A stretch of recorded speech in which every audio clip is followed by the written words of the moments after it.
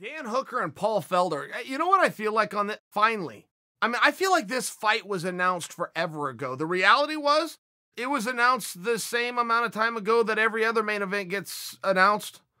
They did a ticket on sale and, roughly 2 months ago in the media tour, and now the fight's here. But this was one of those fights, like as soon as this got announced, you just go mark it on your calendar. Go, what the hell are we doing here? How did we get these guys together? And you're telling me that they're going to be out there for 5 rounds? Dan Hooker's last fight was really just a tough guy contest. It was Hooker versus Al Iaquinta. I mean, you got 2 street fighters, period. You got 2 guys that are tough as an old leather boot that just simply aren't going to go away, and everybody knows the deal going into it.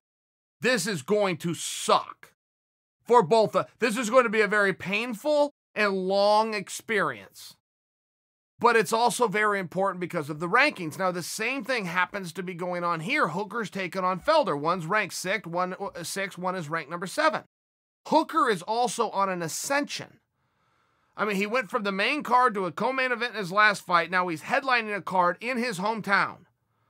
Okay, the way this works, you try to get into the organization. Once you're in, you try to get to the main card. Once you're on the main card, you try to get to a co-main event. Now you get to a main event. Once you win in a main event, the only other place you can go is to a title fight. That's it. Or you could break even and you could just keep headlining cards. Great spot. Main event spot's a great spot.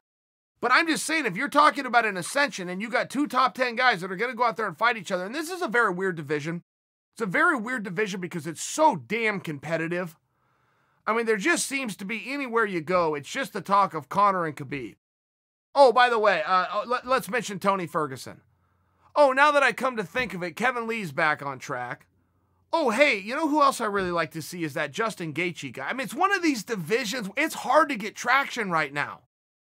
One thing that happens when you have a mega star, he'll suck all the air out of the room. If you're in a division with a huge star, it's very hard to get any attention. So now when you have 2 mega stars, Khabib, arguably the man. Dana called him the man.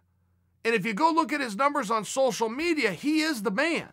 Now, I don't feel it the same with Khabib as I do with Conor. I can feel the Conor. I can feel Conor mania being a very real thing. I understand that Khabib is a monster. What I'm saying, but I personally can feel it more. In North America, the buzz around Conor, right? If Conor's on one side of the street and Khabib's on the other side of the street, lines are going to go to both sides, but Conor's line's going to be bigger, meaningfully bigger. But that's in America. There's a lot of other countries in the world, and Khabib's the man. Ariel Helwani himself talks about it all the time. Says Khabib Nurmagomedov is the most famous and popular Muslim athlete alive. Big deal. Point I'm trying to make is just simply when you have 2 mega stars and they found their way to the same division, now you got a really big problem if you're one of the other boys. No matter how damn good you are, you've got a problem on your hands. How are you going to separate yourself? As I look at Dan Hooker, and I go, okay, here's a guy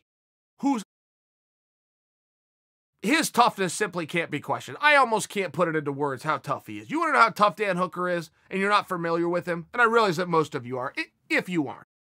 Just go back and watch his fight with Barboza. He lost the fight, by the way. There's an old expression. Some of your greatest victories will come through defeat.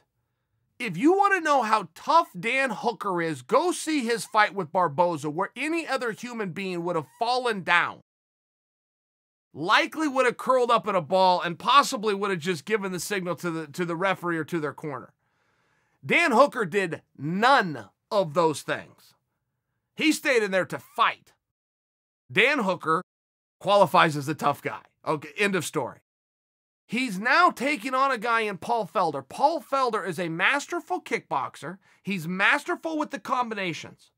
Paul Felder is one of these guys, a lot like Jose Aldo. He'll distract you upstairs, he's going to go to your body, and then he's going to finish with a leg kick. I mean, that is kickboxing 101, and that might sound very simple the way I just presented it for you. Hit someone in the head, then hit him in the body, then finish with a kick. That might sound simple. That takes years upon years upon years upon years of practice and training and repetition. But that's where Paul Felder's at. There's no feeling out for Paul Felder. There's no circle and stay on the outside. He will step right into range. You can hit me and I can hit you back, so let's see who gets to the target first. And once we figure that out, let's do it again. Oh, and then once we figure that out, let's do it again and again and again and again and again for 3 to 4 to 5 rounds. I mean, this is how Paul Felder fights. Paul Felder's, he's tough. That's the word I would use to describe him. When I'm talking about Dan Hooker, to you guys or behind Dan Hooker's back, I'm calling him tough. And there's not a whole lot of other words. Yeah, I could compliment Hooker on some of his submission game and some of the new stuff he's doing with heel hooks. And of course, I would have to mention his kickboxing, but I'd have to do the same thing with Felder. Felder's got great takedown defense, surprisingly good takedowns himself, but he's known for his stand-up. He's a Rufus guy. This is what he's known for, but these guys will go all night. I mean, this is just one of those fights that from the day it got announced to the day that it's finally going to happen has seemed like an eternity. This is a fighter's fight, first and foremost. I mean, it really truly is, but it also then does beg the question, why are you fighting? What are you guys fighting for? And there has to be an answer. There has to be an answer, and I understand it's about prestige, and I understand, before any of you tell me it's about money, I get that they're prize fighting, but you'd be very surprised that's not why they're in there. They're in there for something else. If that happens to come with a pay at the end, that's not what they're in there for. So what are they in there for? They don't have a personal problem with each other. They don't have some kind of a gripe. They don't have a public dispute. They're separated by 1 in the rankings, and they're in a log-jammed division. And it's not just the 2 of them. You got to look at the Kevin Lees of the world. You have to look at the Justin Gaethjes of the world. In some ways, and for some odd reason, you got to look at the Tony Fergusons of the world, even though he has now finally been put in the driver's seat, exactly where Tony Ferguson belongs. But I think that my point is still being proven to you. Where do you go from here? Where do you go? Let's just use Hooker by an example. Hooker, who has done everything right, who has worked his way up, who is starting to call guys out, who is starting to get attention, is starting to get attention for his gym, and is now going to main event in his hometown in front of a sold-out arena on the worldwide leader of ESPN. There is nothing that Dan Hooker could possibly have done better. There is nothing that he could have done more right. He is being recognized for that. He was being rewarded for that. With a win over Paul Felder for Dan Hooker, where does he go from here? Because the rules of the sport say, if you get to main event status and you win, you go to title status. Now, I understand that that's not a lock and that's not in every single time, but if you go to main event status and you sell out an arena, you do not slide down the card. You stay in main event status. So now that we understand that he cannot go into a title fight right away, he just can't. The title's already being contested. It's being contested in April, and we're told that Conor is going to be taking on the winner of that. I think that we should believe what we're being told when we're being told it by the guy who gets to make the decision, Dana White. I think we should believe that. I think we would be foolish to not. So if we know that Hooker cannot get a title shot, and I think we should all be in agreement here, at least in defense of Hooker for all the great years in entertainment that he's given us, I think we owe him a little something back to demand that with a victory, he does not slide down the card. He stays in main event. Question is, who does he fight? Who does he fight with a win? Gaethje's out there, sure. Kevin Lee's out there, sure. But I think that then you have to ask yourself the same question with Paul Felder. And I know what most of you are going to say. If Paul Felder gets a victory, Paul Felder goes in and does the trilogy with Barboza. I don't think that's right. For simple health reasons, I do not think that that's right. Paul Felder said, I will fight Barboza, but I will only do it if it's a main event, meaning that it's a 5-round fight. I don't think that's right. I think it's irresponsible. And I'm not a prude. I'm not a prude on this. I get the business we're in. I get the sport we're in. I get the contact. I believe in the unified rules fully. Those guys bludgeoned each other for a total of 6 rounds already. I do not believe it would be responsible or appropriate without something very meaningful. Meaning, this is a semifinal and somebody's going into... Just to have those guys fight for our pure entertainment when they've already done it for 6 rounds, I think it's irresponsible, and I think that's greedy on our part. So I would love to hear from you. What should Paul Felder do with a victory?